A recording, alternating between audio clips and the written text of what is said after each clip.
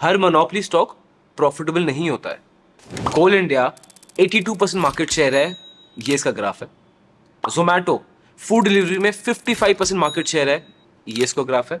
भेल 53% market share है, ये इसका ग्राफ है। मोनोपोली स्टॉक को भी ना एक शिद्दत से चूज किया जाता है। आज आपको वही बताने वाला हूं, चलो।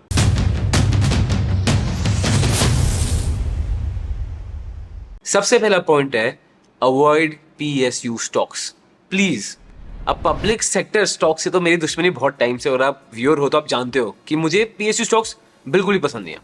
अब मैं आपको इस पर डेटा दिखाता हूं, ये देखिए, ये आपको पूरा चार्ट दिख रहा है। यहाँ पे कोल इंडिया, एनएमडीसी, एनटीपीसी, एनएचपीसी, ये ऊपर जो चार हैं ये तो मोनोपोलीज हैं, इनकी रिटर्न्स देखो। और फिर बाद में PNB, Union Bank, SBI, SAIL, सब रिस्पेक्टेड पीएसयू कंपनीज हैं। Look at the returns, it's bad. मतलब पीएसयू स्टॉक्स की एक अलग इंडेक्स होती है बाय बीएसई पीएसयू इंडेक्स। अब इस पीएसयू इंडेक्स को सेंसेक्स से कंपेयर करें, ये है उसका चार्ट। मतलब कुछ कंपैरिजन है ही नहीं। सच बताऊं, मुझे गवर्नमेंट कंपनी से कोई प्रॉब्लम नहीं है। As a matter of fact मैं उनकी बहुत इज्जत करता हूं। व्हाई? बिकॉज एक प्राइवेट कंपनी ना सिर्फ प्रॉफिट्स को देखेगी, बट एक सरकारी कंपनी प्रॉफिट्स को छोड़ के ब्रॉडर रीजंस को देखेगी, इकोनॉमिक ग्रोथ को देखेगी, लोगों को एम्प्लॉयमेंट देखने का सोचेगी, एंड जो भी ग्रोथ हो रही है उसको पूरी कंट्री में स्प्रेड आउट करने की कोशिश करेगी। गवर्नमेंट बैंक से लेता है, लोग बोलते हैं गवर्नमेंट बैंक्स बेकार है, कहीं पैसा मत डालो, बंद कर दो गवर्नमेंट बैंक्स। बट अगर सारे गवर्नमेंट बैंक्स बंद हो गए ना सर, आपको पता है होगा क्या? बैंक्स सिर्फ बचेंगे मेट्रोपॉलिटन में, बिकॉज प्राइवेट सेक्टर प्लेयर्स सिर्फ इधर ही बिजनेस करेंगे। हमारा पूरा देश कभी फाइनेंशियली इंक्लूसिव हो ही नहीं पाएगा।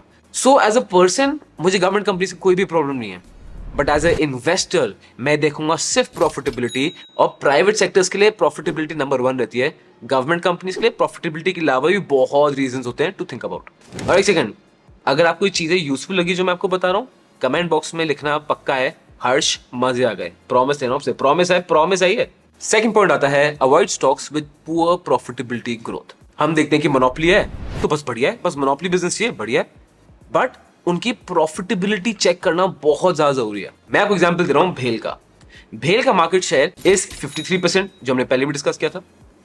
अब इनकी आप प्रॉफिटेबिलिटी देखो, एक बार इनका पीएनएल देखो। आइए आप देखोगे 2011 में इनका रेवेन्यू था ऑफ 42,000 करोड़, राइट? ब्रिलियंट। 2022 में ये रेवेन्यू रह गया है ऑफ 21,000 करोड़। मतलब हाँ मोनोपोली है, बट रेवेन्यू तो आधा रह गया। सेम चीज नेट प्रॉफिट में भी है। इनका 2011 में net profit was around 6,000 crore. अब इनका नेट प्रॉफिट क्या नेट प्रॉफिट 445 करोड़। ये क्या बात हुई यार? सो जस्ट थिंकिंग कि मोनोपोली है तो अच्छा ही होगा is not always the right thing. अब आगे बढ़ने से पहले एक बार I want to talk about the sponsor of this video, या मैं बात करना चाहता हूं अबाउट फिजडम। फिजडम एक न्यू एज स्टॉक ब्रोकर है जो सिर्फ आपको डीमैट सर्विसेज नहीं, उसके आसपास बहुत सारी कॉम्प्लीमेंट्री सर्विसेज देता है। सबसे पहले चीज, brokerages are as minimum as you can expect. उसके बाद ये आपको वेल्थ कैलकुलेटर्स देता है, ये आपको फंडामेंटल के टूल्स दे रहा है, ये आपको टेक्निकल टूल्स दे रहा है, आपको टेक्निकल सपोर्ट दे रहा है, एंड अच्छी स्टॉक रिकमेंडेशंस भी आपको मिलती है, which is backed up by the entire Fisdom research team. So if you want to check it out, link उसका डिस्क्रिप्शन में है। And thank you so much Fisdom for powering this video. Third point है competitive edge. हाँ, monopoly companies में भी competitive as होता है। Example लेता हूं जोमैटो। अब आप देखोगे यार कि जोमैटो का 55% मार्केट शेयर है फूड डिलीवरी में, ब्रिलियंट है, but the problem is that there is no customer loyalty. कल को आपके फ्रेंड ने आपको बोला कि हर्ष यार तू स्विगी कर, स्विगी तो 5% सस्ता है। सिर्फ 5% या 2% के लिए भी ना आप स्विगी में ऑर्डर करोगे, नॉट जोमैटो। तो there is no loyalty here. अब ये आ जाता है एक प्राइस वॉर। अब प्राइस वॉर जीतता कौन है? प्राइस वॉर जीतता है big big big companies like Walmart, like Amazon, जिनकी सर इतनी डीप पॉकेट्स हैं, वो सालों साल प्राइस कम करते रहेंगे, नुकसान में बेचने को रेडी हैं। उनकी पॉकेट्स इतनी डीप है जब तक बाकी सब खत्म ना हो जाए। एंड दैट इज वाई आप देखोगे वॉलमार्ट और Amazon को बहुत बार अनफेयर ट्रेड प्रैक्टिस के लिए ब्लेम भी किया जाता है, बिकॉज कोई और कंपनी सर्वाइव ही नहीं कर पाती, which is true. But as a investor मैं अनफेयर ट्रेड प्रैक्टिस नहीं देख रहा हूं। एज ए इन्वेस्टर मैं बस देख रहा हूं मेरे लिए कौन सी कंपनी प्रॉफिटेबल होगी। Companies with such deep pockets like Amazon, Walmart ना, they have the pricing power. जब बाकी कॉम्पिटिशन खत्म हो जाता है, they can increase the prices, people will still buy from them, they can decrease the prices, people will still buy from them. Zomato में वो नहीं है, बिकॉज पॉकेट्स इतनी डीप नहीं है, इतना कोई क्लियर कस्टमर लॉयल्टी या कॉम्पिटिटिव एज नहीं है, तो प्राइसिंग पावर इस कंपनी के पास नहीं है। तो ये बहुत इजीली पॉसिबल है कि 2-3 महीने में मार्केट शेयर चेंज हो जाए. That is why competitive edge is crucial. Fourth point है अवॉइड सिक्लिकल मोनोपोली कंपनीज. अब सिक्लिकल क्या होता है? What is a cyclical sector? Cyclical sector वो होता है जो इकोनॉमी से, इकोनॉमिक ग्रोथ से डायरेक्टली कोरिलेटेड है. जैसे कि जब इकोनॉमी अच्छा करती है तो ये सेक्टर भी अच्छा करता है, और जब इकोनॉमी खराब करती है ये सेक्टर भी खराब करता है.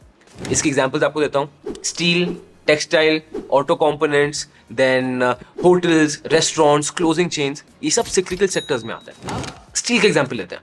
अब आप देखोगे जब भी इकोनॉमी अच्छा करती है, इकोनॉमिक ग्रोथ हो रही है, डेवलपमेंट हो रही है, इंटरेस्ट रेट्स कम हो गए हैं, लोन ज्यादा मिल रहे हैं, लोग ज्यादा खर्चा कर रहे हैं, इंफ्रास्ट्रक्चर बढ़ता है, ऑटोमोबाइल की सेल्स बढ़ जाती हैं, कैपिटल गुड्स की सेल्स बढ़ जाती हैं, कंस्ट्रक्शन काम शुरू हो जाता है, रेनोवेशन का काम शुरू हो जाता है, एक्सपेंशन का काम शुरू हो जाता है. तो स्टील उसमें बहुत सेंट्रल रोल प्ले करता है, right? But on the same situation, जब इकोनॉमी डिक्लाइन में जा रही है, बैंक के इंटरेस्ट बढ़ जाते हैं, जनरली कोई कंस्ट्रक्शन नहीं करता, बिग बिजनेसेस डोंट एक्सपैंड, कोई शायद नई गाड़ी नहीं खरीदेगा, तो उस समय क्या होता है? स्टील उतनी ही बुरी तरह हिट करता है. इसी में एग्जांपल लेते हैं स्टील अथॉरिटी ऑफ इंडिया का. ये हिंदुस्तान की लार्जेस्ट स्टील मैन्युफैक्चरिंग कंपनी है. अब इनके शेयर को देखते हैं. 2007 से इनकी share price has come down by 70%. And if you think this is bad, तो प्रॉफिट एंड लॉस स्टेटमेंट तो बिल्कुल भी मत देखना. इनकी प्रॉफिट एंड लॉस में आप देखोगे इनकी 2011 का net profit was 5000 crore. Brilliant. And keep seeing the profit 2012, 2013, 14, 15, 16, 17, 18 करते करते करते पहली बार 10 साल बाद इन्होंने अपने 5000 करोड़ का प्रॉफिट ओवरटेक किया इन मार्च 2022. Why?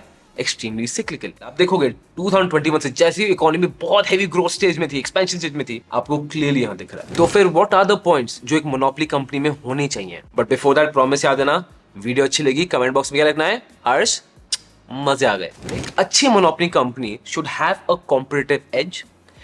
It should have the pricing power कि प्राइस वो अपने हिसाब से कर पाए. उनके previous profit should be consistent. और मैं ये नहीं बोलूं कि हर साल फिक्स रेट से प्रॉफिट बढ़ ही जा रहा है, बट कुछ तो कंसिस्टेंसी ग्रोथ चार्ट दिखे, कुछ तो दिखे कि फ्यूचर में अच्छा करेगा. So that pattern is very important. And finally it needs to go for innovation. अगर कोई ऐसी मोनोपोली कंपनी है जो इनोवेट ही नहीं कर रही है, बस अपने वहां बैठी हुई है, जो स्पेसिफिकली गवर्नमेंट मोनोपोलीज होती हैं, दो the companies which are a perfect recipe for disaster. Comment कर देना. और अच्छे मोनोपोली कंपनीज चाहिए तो ये वीडियो